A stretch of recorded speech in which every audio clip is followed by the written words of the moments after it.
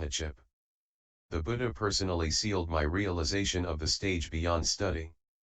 As he now asks about the best means of perfection, to me the pure awareness that wipes out the conception of body is the best according to my personal experience. Subhuti then rose from his seat, prostrated himself with his head at the feet of the Buddha and declared, as my mind was already free from all hindrances in former eons, I can now remember my previous births as countless as the sands in the Ganges. Even when I was a foetus in my mother's womb, I had already awakened to the condition of still voidness, which subsequently expanded to fill all the 10 directions and which enabled me to teach living beings how to awaken to their absolute nature. Thanks to the Tathagata, I realized the absolute voidness of self-natured awareness, and with the perfection of my immaterial nature, I attained arhatship, thereby entering suddenly into the Tathagata's precious brightness, which was as immense as space and the ocean, wherein I, partially, achieved Buddha knowledge. The Buddha sealed my attainment of the stage beyond study. I am, therefore, regarded as the foremost disciple because of my understanding of immaterial self-nature. As the Buddha now asks about the best means of perfection, according to my personal experience, the best consists in perceiving the unreality of all phenomena, with the elimination of even this unreality, in order to reduce all things to nothingness. Meditation on the 6 consciousnesses. Sariputra then rose from his seat, prostrated himself with his head at the feet of the Buddha and declared, in former eons, the sight perception of my mind was already pure and clean, and in my subsequent births as countless as sands in the Ganges, I could see without hindrance through all things either on a worldly or supramundane plane. One day, I met on the road the 2 brothers Kashyapa, who were both preaching the doctrine of causality, and after listening to them, my mind awakened Tathagatas truth and thereby became extensive and boundless.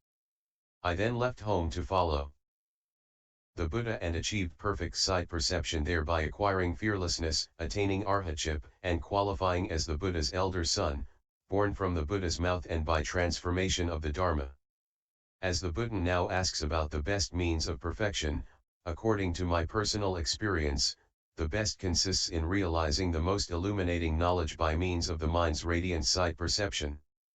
Samantabhadra then rose from his seat, prostrated himself with his head at the feet of the Buddha and declared, I was already a son of the Dharma king when formerly I was with the Tathagatas, who were countless as the sands in the Ganges. All the Buddhas in the 10 directions who teach their disciples to plant Bodhisattva roots, urge them to practice Samantabhadra deeds which are called after my name. World-honored one, I always used my mind to listen in order to distinguish the variety of views held by living beings. If in a place, separated from here by a number of worlds as countless as the sands in the Ganges, a living being practices Samantabhadra deeds, I mount at once a 6-tusked elephant and reproduce myself in 100 and 1,000 apparitions to come to his aid. Even if he is unable to see me because of his great karmic obstruction, I secretly lay my hand on his head to protect and comfort him so that he can succeed. As the Buddha now asks about the best means of perfection, according to my personal experience, the best consists in hearing with the mind, which leads to non-discriminative discernment. Sundarananda then rose from his seat, prostrated himself with his head at the feet of the Buddha and declared, when I left home to follow the Buddha, although fully ordained, I failed to realize the state of samadhi because my mind was always unsettled. I was, therefore, unable to reach the condition beyond the stream of transmigration. The world-honored one then taught me and Kaustila to fix the mind on the tip of the nose. I started this meditation, and some 3 weeks later, I saw that the breath that went in and out of my nostrils was like smoke, inwardly. Both body and mind were clear, and I looked through the external world, which became a pure emptiness like crystal everywhere. The smoke gradually disappeared and my breath became white. As my mind opened, I achieved the state beyond the stream of transmigration. Both my in and out breaths, now bright, illumined the 10 directions so that I attained the Arhat stage. The world-honored one prophesied that I would win enlightenment. As he now asks about the best means of perfection, according to my personal experience, the best is to eliminate breath, which will then turn radiant, ensuring the attainment of the stage of perfection beyond the stream of transmigration. Purnama Sariputra then rose from his seat, prostrated himself with his head at the feet of the Buddha and declared, "In former eons, my power of speech was unhindered and I preached the doctrine of misery and unreality, thereby penetrating deep into the absolute reality. I, also, expounded in the assembly the Tathagatas Dharma doors to enlightenment as uncountable as the sands in the Ganges, and thereby won fearlessness. The world-honored one knew that I had acquired the great power of speech and taught me how to perform the Buddha work by preaching. There, in his presence, I assisted him in turning the wheel of the law, and since I could give the lion's roar, I attained arhatship. He sealed my unexcelled skill in expounding the Dharma. As he now asks about the best means of perfection, according to my opinion, the best consists in employing the Dharma voice to subdue the enmity of Mara and to stop the stream of transmigration." Upali then rose from his seat, prostrate himself with his head at the feet of the Buddha and declared, "I personally accompanied the Buddha and we climbed the city wall to flee from home. With my own eyes, I saw how he endured hardship in his practice during the first 6 years of ascetic life, subdued all demons, overcame heretics, and freed himself from worldly desires and all impure outflows, ashrava, from the mind. He personally taught me discipline, including the 3,000 regulations and 80,000 lines of conduct which purified all my innate and conventional subtle karmas. 147 As my body and mind were in the nirvanic state, I attained arhatship and the Tathagata sealed my mind because of my strict observance of discipline and control of body. I am now a pillar of discipline in this assembly and am regarded as the foremost disciple. As the Buddha now asks about the best means of perfection, in my opinion, the best consists in disciplining the body so that it can free itself from all restraints, and then in disciplining the mind so that it can be all-pervading, which results in the freedom of both body and mind." Mahamoggallana then rose from his seat, prostrated himself with his head at the feet of the Buddha and declared, "One day as I was begging for food in the street, I met the 3 Kashyapa brothers, Uruvulva, Gaya, and Nadi, who preached the profound doctrine of causality taught by the Tathagata. Suddenly my mind opened and became all-pervading. Then the Tathagata gave me a monk's robe, and when I wore it, my hair and beard fell out. I rambled in the 10 directions and met no obstruction. I thus acquired transcendental power which proved the foremost and led to my attainment of arhatship. Not only the world-honored one, but all the Tathagatas in the 10 directions praised my supernatural powers which were perfect, pure, sovereign, and fearless." As the Buddha now asks about the best means of perfection, in my opinion the best consists of returning to stillness to allow the light of the mind to appear, just as muddy water by settling becomes pure and clean as crystal. Meditation on the 7 Elements. 148. Uschusma then came forward in front of the Tathagata, joined the palms of his 2 hands, prostrated himself with his head at the feet of the Buddha and declared, "I can still remember that in a very remote eon, I was filled with sensual desire. At the time a Buddha called the King of Immateriality appeared in the world. According to him, those with lustful desires increased their own hell-fires. He then taught me to meditate on the bones in my body, on my 4 limbs and on my warm and cold breaths. So by turning inwardly the spiritual light for pointed concentration, my lustful mind turned into the fire of wisdom. Since then, I was called Firehead by all the Buddhas. Because of my powerful fire light samadhi, I attained arhatship. Then I took my great vow to become a demigod, Ahura, so that when all Buddhas were about to attain enlightenment, I would personally help them to overcome the enmity of Mara." As the Buddha now asks about the best means of perfection, according to my opinion, the best consists in looking into the non-existent heat in my body and mind in order to remove all hindrances thereto and to put an end to the stream of transmigration so that the great precious light can appear and lead to the realization of supreme Bodhi.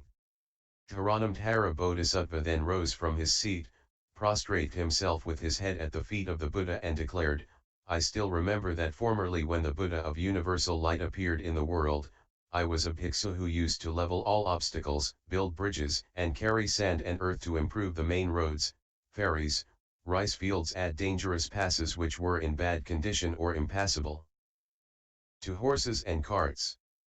Thus I continued to toil for a long time, in which an uncountable number of Buddhas appeared in the world. If someone made a purchase at the marketplace and required another to carry it home for him, I did it without charge.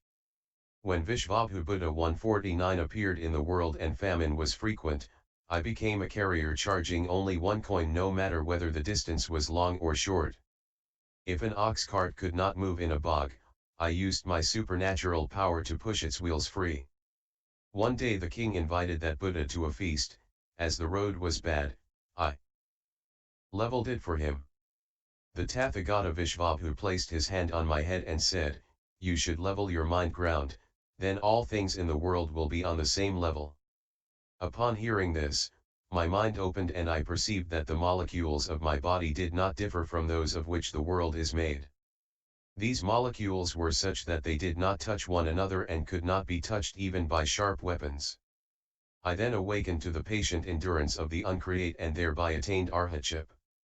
Then by turning my mind inwards, I realized the Bodhisattva stage, and when I heard the Tathagatas expound the Buddha's universal knowledge in the profound Lotus Sutra, I was the first listener to be awakened to it and was made a leader of the assembly. As the Buddha now asks about the best means of perfection, in my opinion, the best consists in looking into the sameness of body and universe which are created by infection from falsehood arising from the Tathagata store, until this defilement vanishes and is replaced by perfect wisdom, which then leads to the realization of supreme Bodhi. Chandraprabha Bodhisattva then rose from his seat, prostrate himself with his head at the feet of the Buddha and declared, "I still remember that in the remotest of eons, countless as the sands in the Ganges, there was a Buddha, called Varuna, who appeared in the world and taught Bodhisattvas to contemplate the element of water in order to enter into the state of samadhi. This method consists in looking into the body wherein all watery elements do not by nature suppress one another, using as subjects of meditation first tears and snot, and then saliva, secretion, blood, urine, and excrement, and then reversing the order, thereby perceiving that this element of water in the body does not differ from that of the fragrant oceans that surround the pure lands of Buddhas, situated beyond our world. When I achieved this contemplation, I succeeded in realizing only the sameness of the element of water, everywhere, but failed to relinquish my view of the body.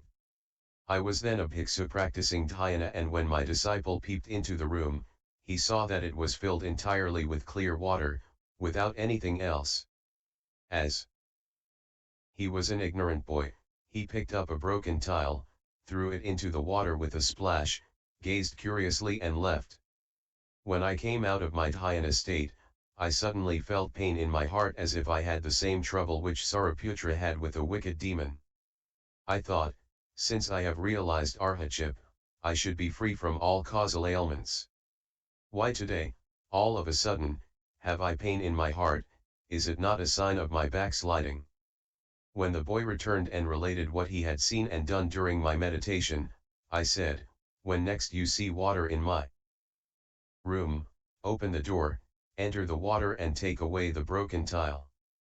The boy obeyed, for when I again entered the dhyana state, he saw the same broken tile in the water. He then opened the door and removed the tile. When I came out of dhyana, my pain had vanished.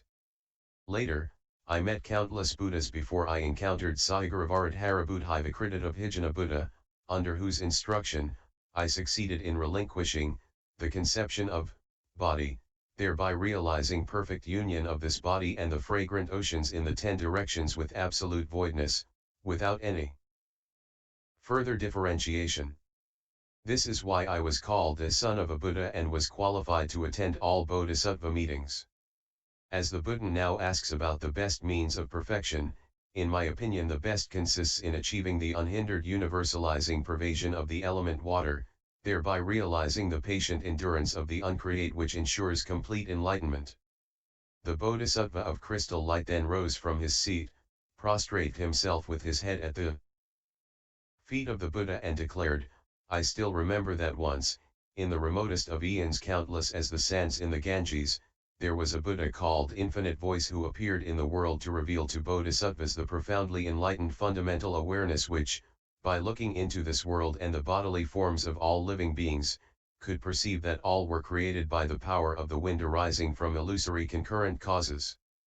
At the time, I inquired into the illusory setting up of the world, changing time, bodily motions, and motionlessness, stirring of mind, in other words all kinds of movement which were fundamentally the same and did not differ from one another.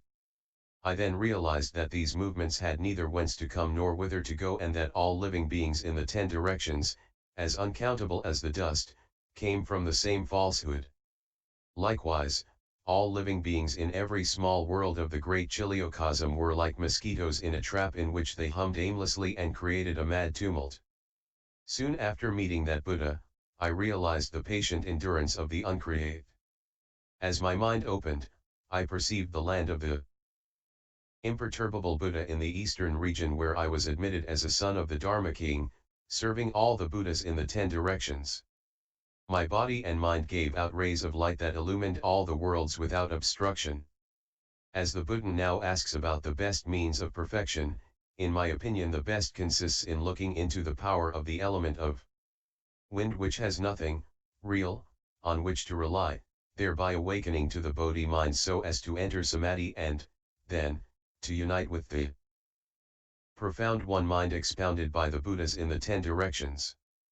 Akshayagarbha Bodhisattva then rose from his seat, prostrated himself with his head at the feet of the Buddha and declared, "When the Tathagata and I were with Dipamkara Buddha and realized our boundless bodies, I held in my hands 4 big precious gems 150 which illumined all Buddha lands in the 10 directions, as uncountable as dust, and transmuted them into the absolute void.